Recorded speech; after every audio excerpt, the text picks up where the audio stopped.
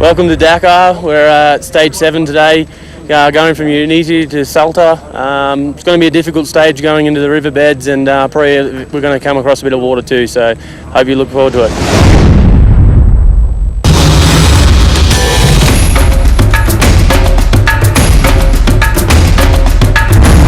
Today, we say goodbye to Bolivia.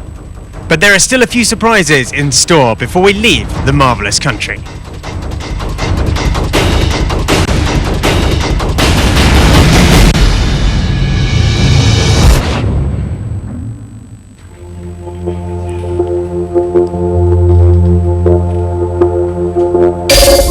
We've had 3 wonderful days in the majestic countryside of Bolivia.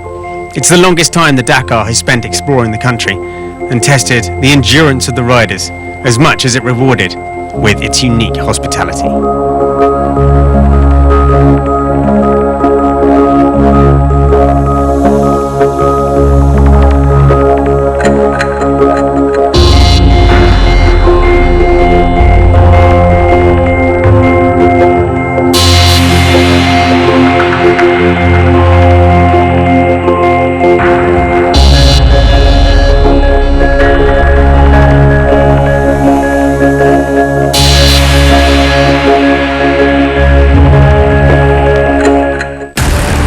Previously in the bikes, the intense altitude in Bolivia began to take its toll.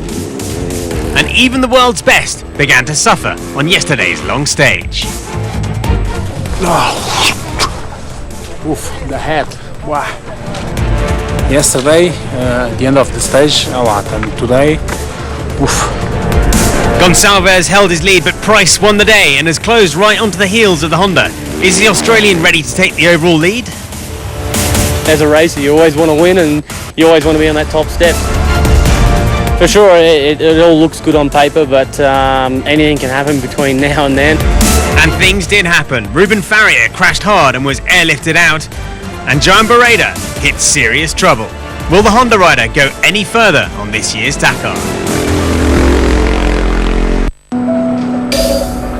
Once the race was over yesterday, Ruben Farrier made it back to the bivouac after his nasty crash on the stage.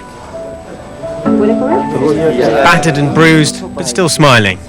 Just. The Husqvarna rider had had a day to forget, and he'll take his time to get over the broken bones and his damaged lip.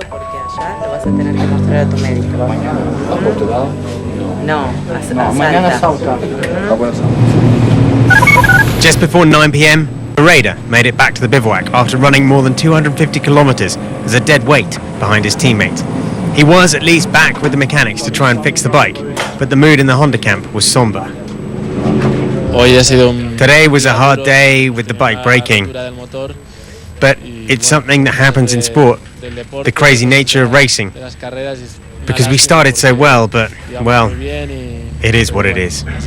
The final irony, the bike was fixed, but a damaged hand was the final blow to his race. For today, our last day in Bolivia, the special stage splits into 2 sections as we race back towards Argentina and the rest day in Salta.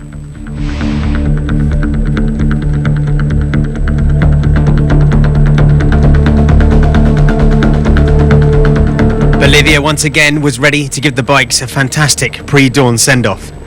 And President Evo Morales took his opportunity to see the race off.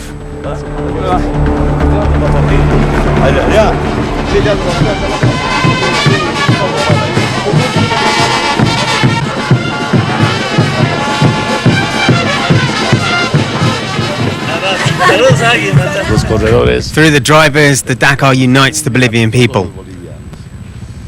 The poor forget about poverty, the rich about wealth.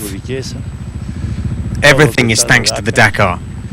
We're really proud to have this race, to have drivers that come from the 5 continents of the world, and this is historic for my country. The second man off today into the Potosi region was Matthias Walkner, started, as many of the top riders were, by Evo Morales himself.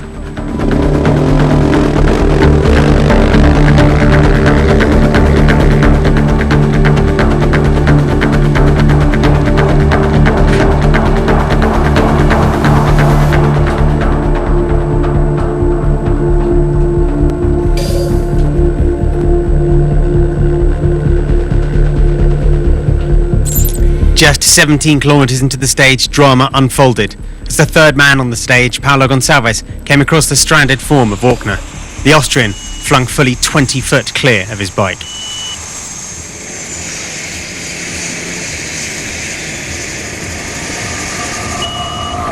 The bike was barely scratched, but Walkner himself was left with a broken femur. The medical helicopter was on its way.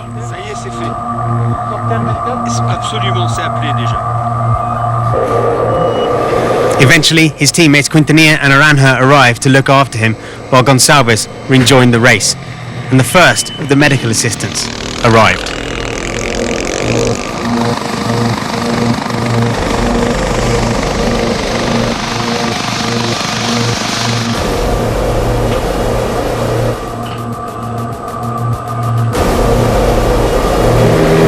Time for something a bit more fun. Two fast young Dakar rookies having fun on today's stage. Ricky Bravek racing to 7th over the full stage distance. And Adrian van Beveren had good fun and a good day, but was caught out by the late developments. More on those later.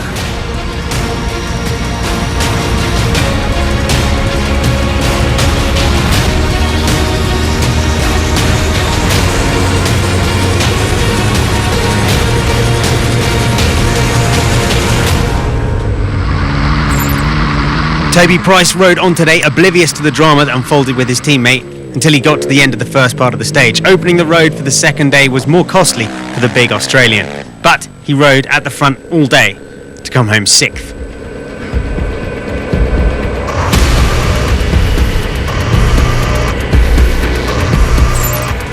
Fifth place today was Helder Rodriguez. He assumed a de facto second on the road behind Price and stayed there all day long, closing 2 minutes on the KTM rider and doing his overall standing the power of good, just behind Michel Nech. Kevin Benavides had a stormer today. Starting 18th, he blazed his way past 3 other riders on the road to come in 3rd overall. It was good timing for Benavides, who'd seen his podium hopes dissipate in Bolivia. The day's winner, that was Anton Mio. He got his first ever special win in his 6th full stage. The gap, 3 minutes and change to 2nd. But what of Gonçalves? He rejoined the race behind Rodriguez and quickly put the drama behind him after getting back the 10 minutes 53 he spent attending to Walkner. He finished the day 2nd and extended his lead over Price overall. It was okay at the start.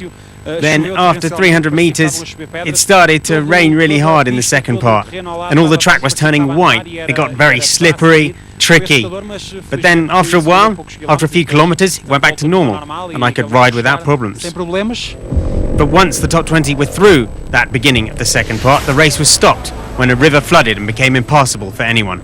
So the results are taken from that point, from everyone, from the end of the first part of the special.